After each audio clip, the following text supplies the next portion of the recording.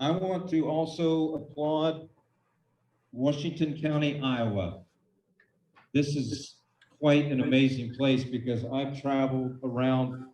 I've been in 25 states speaking. I've spoken in 4 different countries around the world. And there's only one other state that I know of that has something like this going on, and that's Wisconsin. Wisconsin has like 40. Tony's sitting right there from Dodge County.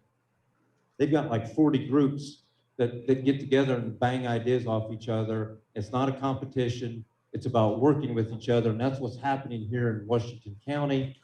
And I'm telling you, that is so refreshing because where I'm from, everyone looks at me from a distance and wonders, what is that crazy nut doing out there?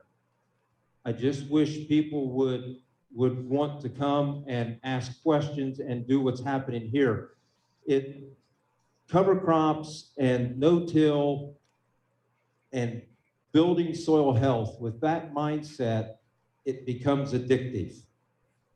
And when you see a neighbor, so let's say you've got 25 neighbors in your area and you guys have a meeting, you're not all going to do the same thing. So you try to divvy up all of your brainstorm ideas across all these farms on low acres, things that aren't going to jeopardize the livelihood of the farm. And then you have the meetings at the end of the season and see what worked and what didn't work. That is a beautiful thing. That's how this movement gets traction and keeps moving forward. This is a big. I want to talk a little bit about the journey that has happened on our farm. When we got started in this cover crop no-till style of farming, it was because it was a reaction to something that was going on. That was erosion. That was a necessary thing. I don't care where you live, there's erosion in every location. I don't care if you have a 0 slope, there's still erosion. And the soil is too precious to let get away from us. So we started this journey because of practices that we used to do. We were some of the worst tillers in the county. We prepped the field, we got a 1-inch rain event, and the field moved to the road and was headed down the ditch, and that's when it hit me, and I said, this is enough. So now, as we've evolved, now the cover crops are becoming our ally, because not only are they helping with erosion, but now the cover crops are helping our bottom line, because we are now heading into year 8 of not applying any P or K. And we are in year 3 of no nitrogen. So think about what we're doing here. We're organic, we're no tillage, and we're not using any inputs, even if they're organically approved, okay? That's almost impossible.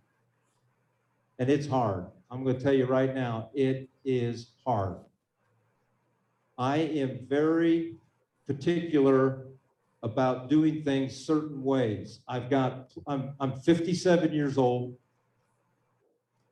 I've got plenty of practice planting corn. I don't need to do it more than once a season.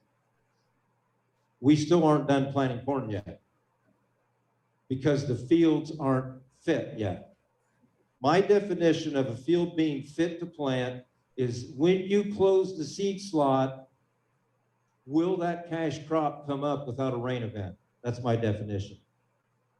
That's pretty simple. If you can dig down and it crumbles in your hand all the way down to the seed, you don't need Mother Nature to give you a rain event. It's time to plant. The last field that we have to plant is a cocktail that we planted last fall of, I think it was 10 different species, but out of those 10, 7 of them winter killed and 3 of them survived. Balanza fixation clover, Villana hairy vetch, and Austrian winter peas. Now, I think what we're going to do this year, we are going to add, there's a representative here from a company called Purus, and they are the leading protein company in the world. And that's where people want to eat. They want to eat better food, higher density food, and they want protein. Purus is that company. We are going to plant a pea this winter that will survive the winter, and we're going to plant it into like a wheat, a triticale, a barley, and then we will harvest those two together and separate them at harvest. So that's 2 crops. Then in the spring, before that harvest takes place, we will no-till beans into that cocktail. Then you're going to relay the soybeans after you've taken the intercrop of the peas and the wheat off. Okay, the last field that we've got to plant, the biomass reading yesterday, or well, we took it 2 days ago because it takes a day to get your results back, was just a hair over 11,000 pounds per acre of biomass. Outrageous. The vetch is this tall. You cannot walk through the field. So I went out and I took a thermometer and I went in and I opened that canopy up and I stuck a thermometer in the ground. It was 70 degrees. The outside ambient temperature was 88 degrees. Yeah, you could discuss. I found a spot in the field that the cover crop did not get established. And I put the thermometer there, 110. 40 degrees difference from that scorched ground to where the cover crop was. That's why I preach and preach and preach about 2 or 3 main things. You have to get your cover crop planted in fall in a timely fashion so that you can have that kind of success in the spring. That cocktail was planted in September, the first 2 weeks of September.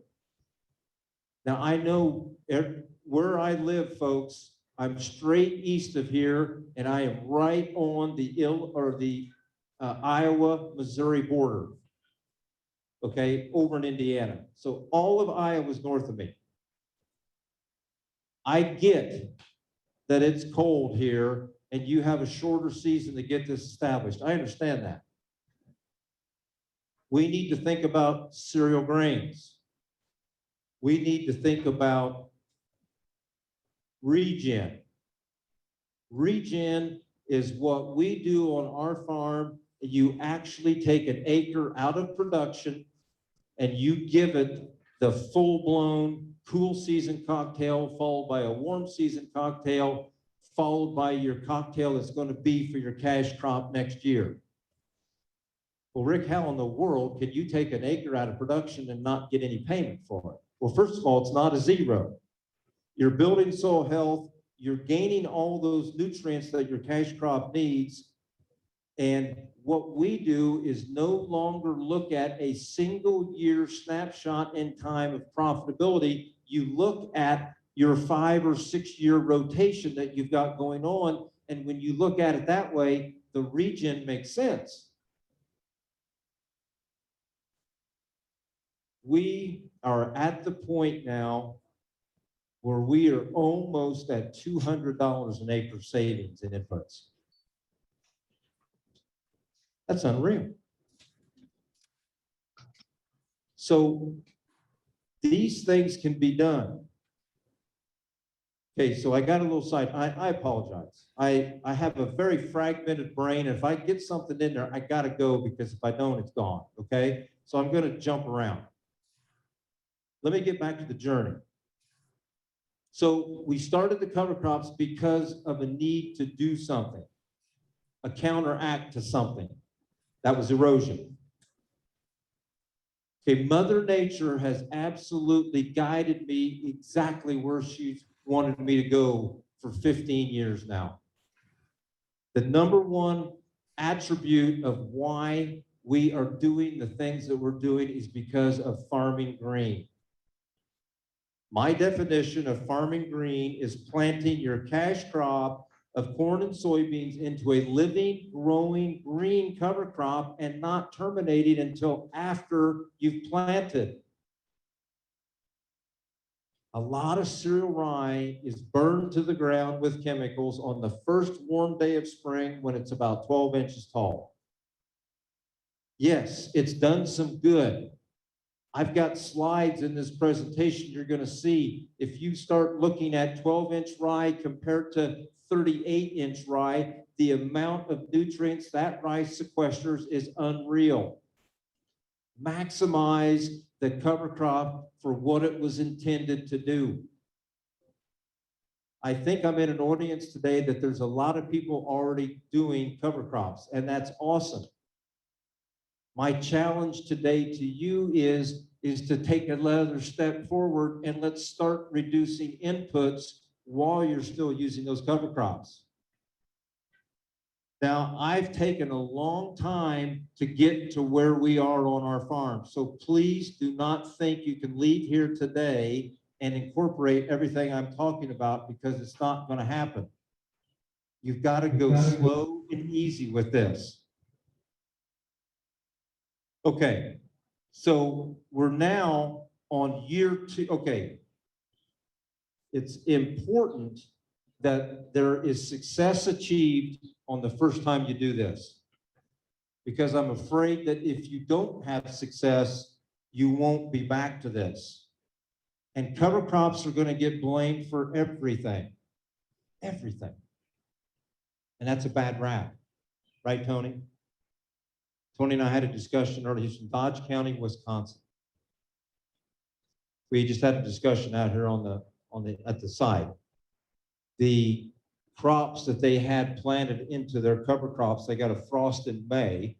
It smoked those crops. The crops that did not were not planted in the cover crops survived because the sun heated that soil up, protected those crops better. So now guess what? We're not going to use cover crops because they killed my corn. That's the stuff we're fighting all the time. But when you get people like Russell Hedrick, myself, Lauren Steinlager, Mitchell, we are open with our transparency. We will tell you the good and the bad. And that's what's so wonderful about this movement, is because there are so many people that are talking to each other. I tried this, I did that, let's do this. Now, I don't have a lot of people doing what I'm doing, and I need some company. So come on over, let's go. But we do all of our testing on our farm so that we know what works or doesn't work. Right now, there's 8 tests going on right now on the farm. Okay, so we're into year 2. The first year we planted cover crops, it was the best corn yielding field on the farm the following year. I am hooked, big old hook in the corner of my mouth, and I'm in. So now we're going several thousand acres that second year. The magical plan, remember I'm year 2 into this. My magical plan for really not knowing anything about what I'm doing in that winter before that next spring of year 2, we're going to plant 1,500 acres of corn into cereal rye. Okay. Now, this is a time when we were still using some chemistry and some synthetic fertilizers. We planted the first 2 fields and got 2 inches of rain that night. And I had decided that I was not going to terminate any cover crop until after we planted. The planters parked that night at 2:30 in the morning, and it rained at 4 in the morning. Had no chance to spray. Long story short, it went 8 weeks before we could get that cereal rye spray. And everyone who's driving by is laughing and saying, what is that idiot doing out there? He's let that field, there's not even a crop growing out there because you couldn't see it. End of the year, those 2 fields that we planted that way out-yielded anything else on the farm. That's year 2. Mother Nature did that on purpose to tell me that you can do this by letting these cover crops go over your head. And that's what we're doing now. So patience, patience, patience. You're not going to be the first one to get planted. You're going to have some weeds. They're not going to be perfectly clean fields. If you can't accept that, then this isn't for you. I always make the joke, I like all my neighbors to be done, because then when we're on the road with our equipment, we don't meet anybody. Everybody's gone. So, like I told you at the beginning, we still haven't planted corn. We're not done yet. So now I've got a lot of experience doing this. I know that our planter will plant right through that 12,000 pounds of biomass. I know it will. That's the easy part. The hard part is getting the corn through that, because when you roll that down with the I&J roller, that mat's about that thick. Okay, it's June. I cannot take this gamble. So we pulled out our flail chopper and we set it 3 inches off the ground and we chopped that. That flail chopper was hooked to the biggest tractor we got, and you could only drive a little over 3 miles an hour. It was pulling it down that hard. So we absolutely chopped that awesome fuel for the corn into 2-inch pieces, waited 2 days. Now the ground is, to my rule, where you go down to your seed depth with your putty knife, pull up that soil, and it crumbles in your hand, and you do not need Mother Nature to get this crop out of the ground. It's time to plant. And the other thing that's beneficial here is, I mentioned it earlier, letting these cover crops maximize what they were intended to do. This is a legume package. We do not apply any synthetic in. That's my fuel. So by waiting until June the 6th, we had over 250 pounds of nitrogen fixed by that cocktail, along with 400 pounds of K2O, 200 pounds of P2O5, 86 pounds of calcium. It just goes on and on and on. So please do me a favor. If you're in this program, you're loving what you're seeing, take that next step and just let this stuff go just a little bit further. Start reducing your rates of your chemicals and start applying what you're gaining here to your bottom line. So let's assume that I am way over there, which I am. I am way over there on an island somewhere. But you can come halfway. So let's assume that you don't want to plant on June the 6th. I get that. So let's go back just 10 days to whatever that be, May 28th, let's just call it, May 28th. And let's do a test. So you go out, you measure out a 2 foot by 2 foot square, and you clip everything in that square above ground at the ground level, clip it off, put it in a bag, and send it to your lab. They will then send you back the analysis on that. Lance Gunderson is here, and Lance has got an awesome lab that'll do that for you. So then you get that number back. So let's say on May the 28th, for easy math here, let's say it was 120 pounds of N that had been fixed. Now remember, this is just the above ground material. I'm not taking into account anything in the ground here, the roots and all those nodules. We're just talking about above ground.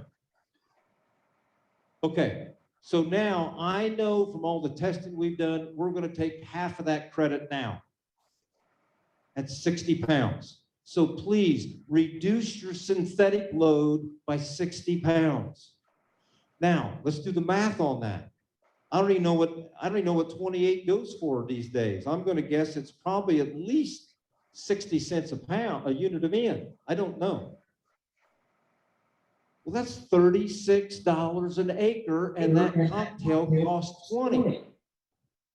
So if you just look at it from the nutrient sequestration part of it, it brought in 200 pounds of K2O, 400 pounds of K2O, 200 pounds of P2O5, the sulfur, the magnesium, the boron, all of these other things came with it. Plus, we got to save $36 an acre on synthetic nitrogen costs. And we're reducing the amount of nitrogen that's being applied to our soils that has the possibility to move out of your fields into the streams and downriver to the Gulf of Mexico. All of these things are benefits and positives to this system.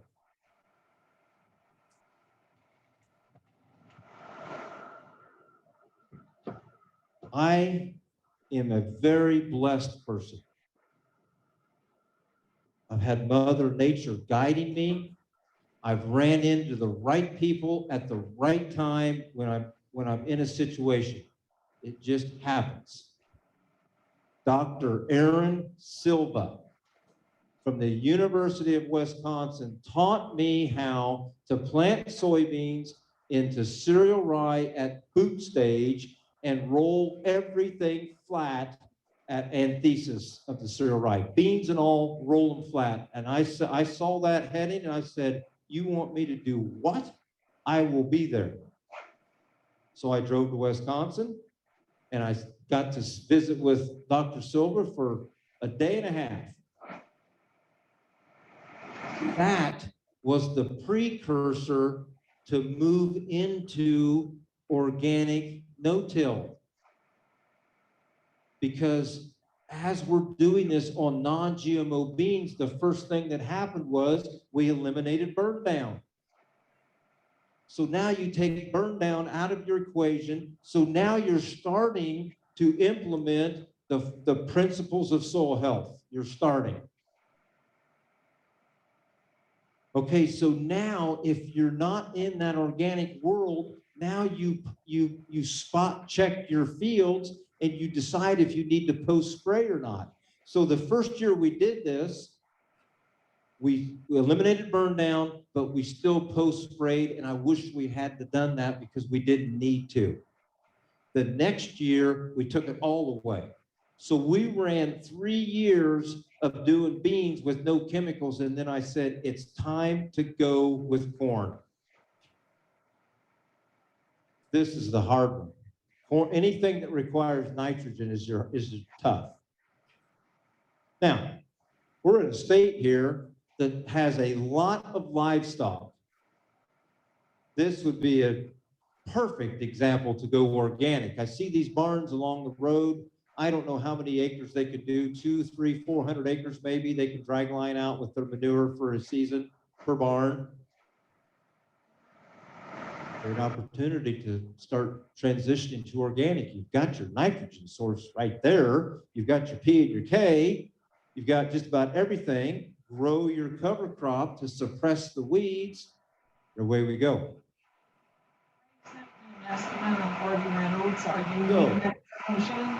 I've met the right people at the right time. I'll forward it to you. I met Mitchell at the right time. You put seeding on it, so I'm taking that off. Mitchell has a tiger by the tail. Then I've asked him if he has a map, because And that's a good thing. I need to know where it's going. This movement that we are experiencing right now is a monster. And I'm going to tell you right now, I've been farming now for about 37 or 8 years. I have yet to see one platform that could do everything you needed to do until I ran into Mitchell Horse. Topsoil will do it all. I need to know where It will it's talk going. to any In order for me to put it in farms, I have to software out there. It'll bring in red, yellow, green, purple, whatever your color. It'll bring that data in. I just emailed It's him. encrypted. Mitchell is not going to sell that data to anybody. He's calling it 1,000 cubic Now, the yards. reason why I'm promoting Mitchell here so hard is because I'm getting ready to lead up to the reason why. The data is safe. It's yours. You can query that data. You can ask what ifs. You can set alarms. You can keep track of your data. I mean, for me, being organic, it's awesome because now I can timestamp every step of our process through the growing season. And at the end of the year, we can upload that You need a map. information right to the certifying company. And away we go. Yeah, The reason this is so important Basket right use for the map. now, Gonna do some because map you of have something to else and then baseline your farm and yeah. you have to establish what you're doing today. You Find don't the know where application. you're going in the Actually future buy it. unless you know where you've been in the past. June. So now you subscribe to Mitchell, you load your field, you upload your field data, try to get all the data you can. At home, we've got 25 years of data. I can tell you what was done to a field in 1992, for example. And if it had a chemistry pass, I could tell you what the chemical was, and I could tell you what the rate was. If it had a tillage pass, I could tell you what that was. We were just that serious about collecting data. Good data leads to good decisions that puts you in a position of strength. We live in a crazy world right now, crazy. There is volatility everywhere. So let's now go to the Board of Trade. It's an absolute nightmare to try to figure out what is going on, not only on a daily basis, but on an hourly basis. So we've collected that data and we can make decisions based on that data, and we can sell into this market rally with confidence. That's the type of stuff I'm talking about. Or I say, you know what?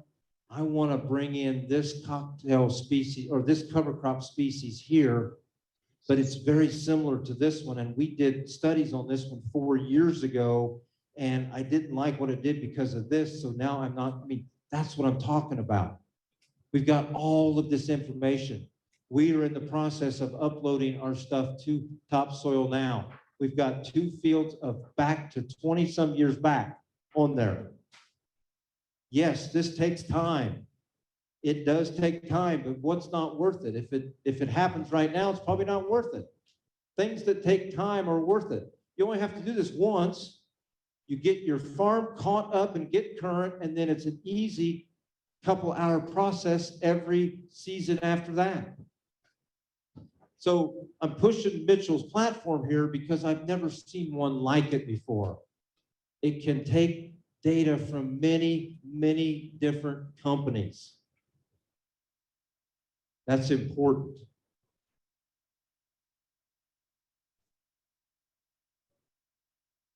Okay. Some of the things that we do on the farm, like I just mentioned one of them. It's an idea I had. We had a wheat field, and I wanted to plant peas. Sorry, purists, these were not your peas. These were Grassland, Oregon Survivor peas. We planted them 3 inches deep with a corn plant. Okay, let me back up. So September, we planted wheat with our no-till drill. And then on November the 10th, before it was going to freeze, we planted Grassland, Oregon Survivor peas 3 inches deep. I did this in wheat, and I did this in a field that's going to go to corn, because this is the way my brain works on this.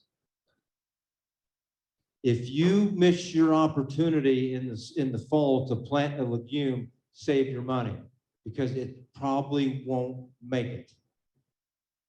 But this pea gives you 30 days now, or maybe even 45 days longer to get a legume planted that's going to fix nitrogen for you next spring. So that's what the test was. We planted the peas with the wheat because I wanted to see if the peas could give that wheat a shot of nitrogen. They're going to mature at the same time. This is where our farm is headed, and I think this is where this industry is headed. We're going to be planting multiple cash crops together and harvesting them and separating them out after harvest. That's the way I see this going down. Triticale, winter hardy peas, followed by milo. Wouldn't that be awesome? Going to get paid for 3 crops in one season. Now, we can't do this on every acre, but you can start to build your plan and work it. Next year, we are going to have 500 acres of winter hardy peas planted into triticale, planted into wheat, and nothing, just peas on their own, because we have to do these tests. We'll get paid for the peas, we'll get paid for the triticale, and we'll follow that up with a milo. That's the type of stuff that we do that I think is going to be necessary for this to move forward. And I think what else is going to happen here is I think we're going to sit down with, I don't even know who with yet. I don't know if it'll be an agronomist, it'll be somebody that's part of this movement, and you're gonna answer 4 or 5 questions. What's the weed that we need to go after in this field? What's the next cash crop going to be? And what's your cash crop going to be the following year? And then we're going to sit down and you're going to build a cocktail that will entertain those problems in that field. For example, I think we're doing that now. When you plant cereal rye, I love cereal rye because cereal rye is a strong workhorse. You could be doing harvest, it freeze, warm back up, and go out and plant cereal rye and freeze again and have it next spring. There's not too many things you can do that with. So cereal rye is always going to be there. And if you notice when you plant cereal rye, at least I noticed this, we don't have hardly any broadleaves in the spring in that cereal rye.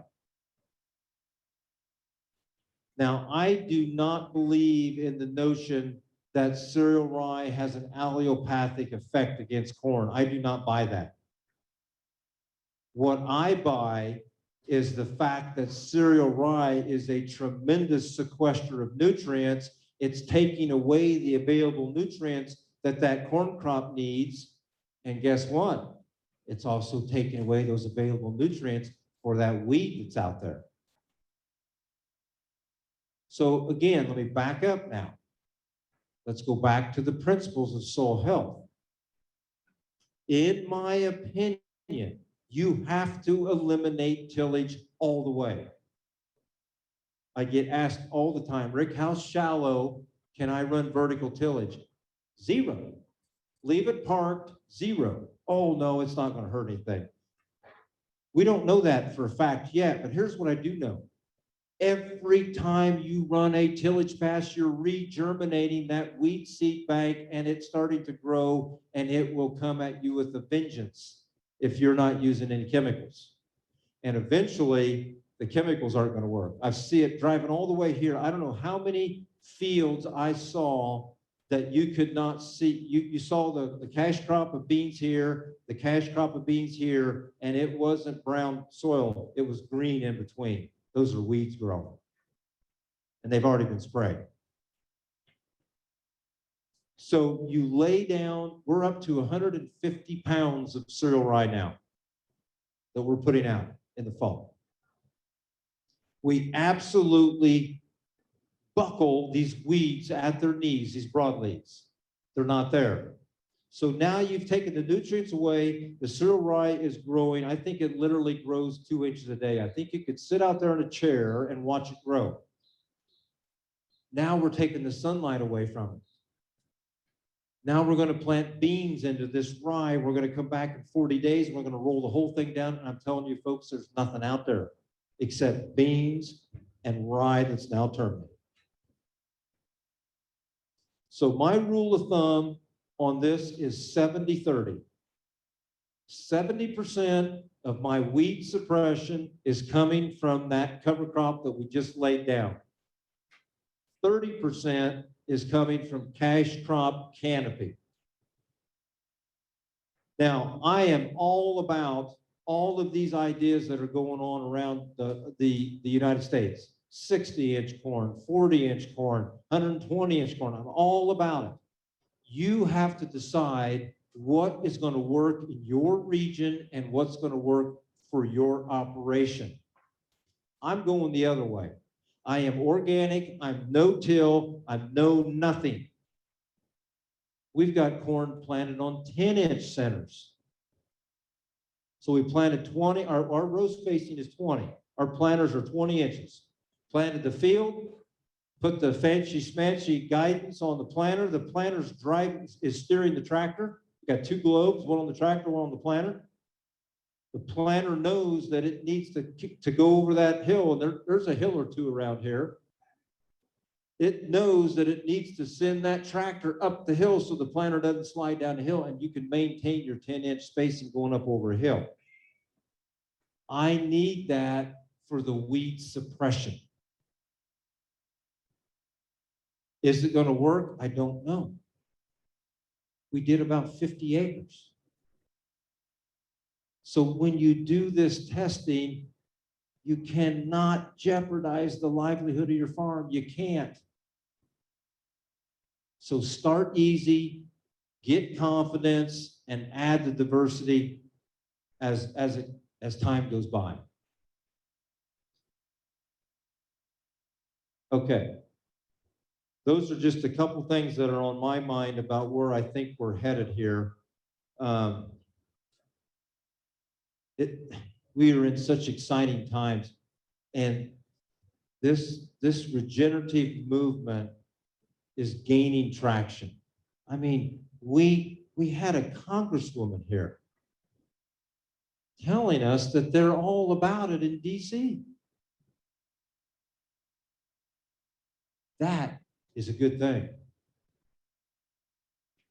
Now, I want to talk a little bit about my thoughts on carbon markets.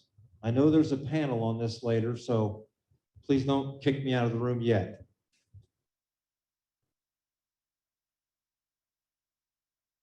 We have to be careful here. This is a young market. We got to be careful who we sign up with. I'm not promoting any company over another. It's not what I'm doing. I have signed with nobody. I do not like the measuring process. I need someone to tell me what is the device that's been created to accurately and repeatably measure carbon in the soil profile. I need someone to tell me that device. There isn't one. So we're going to go after an element in the soil profile of an element of carbon that we can't accurately measure. That's where I have my problem. So let's build this carbon market around soil health. Create a soil health score that then translates into tons of carbon sequestered per acre. Soil health principles are repeatable, they're accurate, and they can be done in the field. Typically, every test can be done in the field in a 3 or 4 hour window of time. I'm not going to go deep on this one. I'm not going to go political and all that. All I'm saying is there are way more other measures to measure this carbon sequestration than carbon alone. Please incorporate all of these thoughts into this. This is a very important thing. I mean, farmers are very finicky people. If we don't get it right the first time, they're not coming back. So we've got to be careful on the carbon. Okay. I'm going to close this up with health.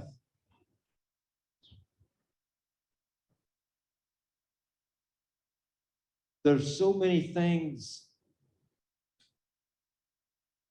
that a farmer should be rewarded for, and they're not. And unfortunately, the number one thing that a farmer's success is measured by is yield. And that's unfortunate. I will never show you in any of my presentations what our crops yield. Never. That's not what this is about.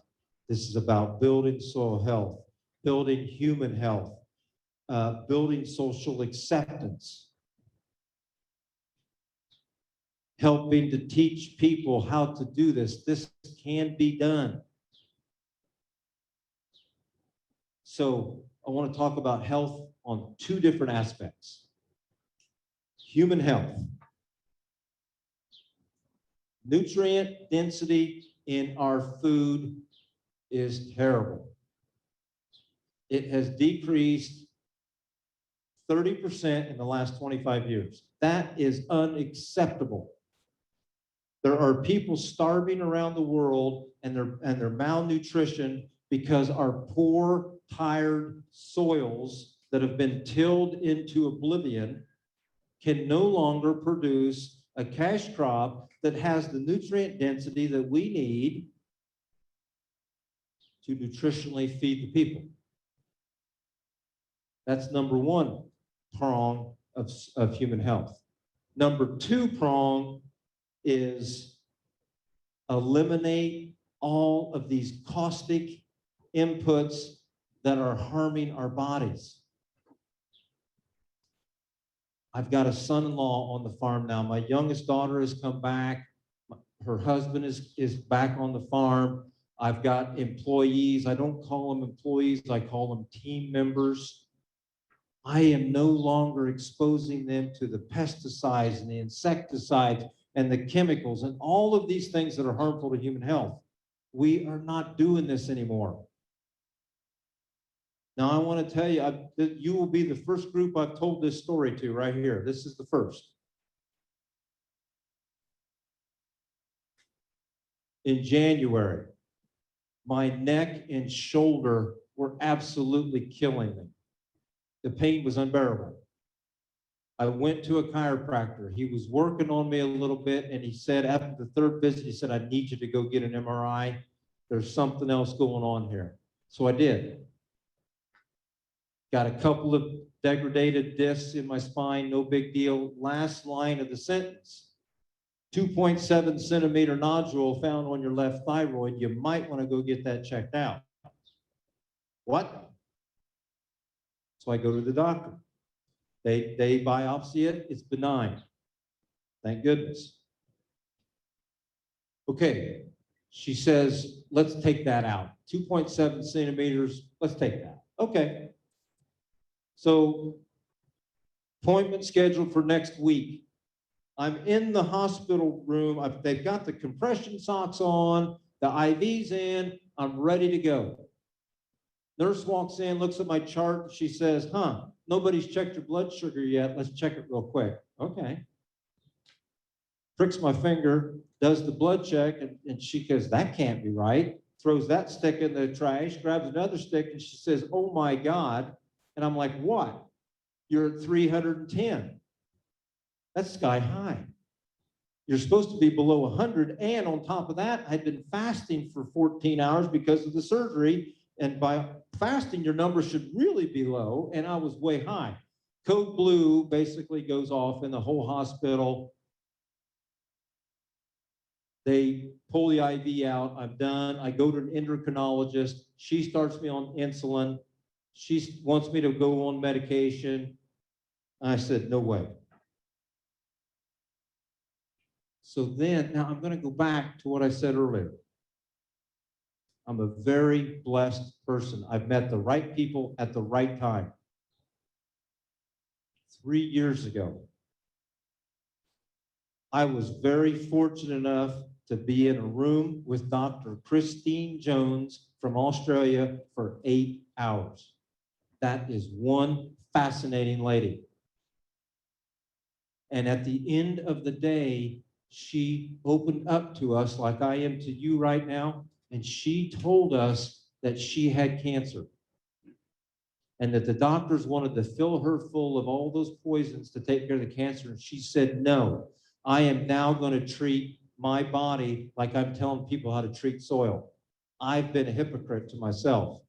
My poor diet got me into a diabetic situation. I've spent most of my life about building soil health. I forgot all about my health. These two run together. If you have soil health, you're going to have human health. You have to change your diet. You have to change your ways, and that's what I did. So long story short here, I am no longer on insulin, and I'm not on any medication. I changed my diet, and I exercised. I know this is a weird topic to be talking at a field day, but folks, this is important. This all runs together. So please, let's continue to move forward and let's start eliminating inputs. I mean, who knows why that nodule was there? Who knows? But the weird thing is I finally got my health organized. I went back in, they took the left part of my thyroid out, and behind the thyroid, which the MRI didn't see, or neither did her ultrasound, there was a tumor hooked to that nodule about that big, sitting in there crossways. Guess what that thing was lined up with? C7, which neck, shoulder, hand, pain's gone.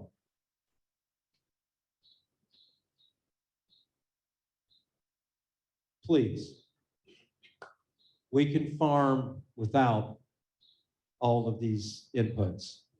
Let's figure out how to keep moving forward and make it happen.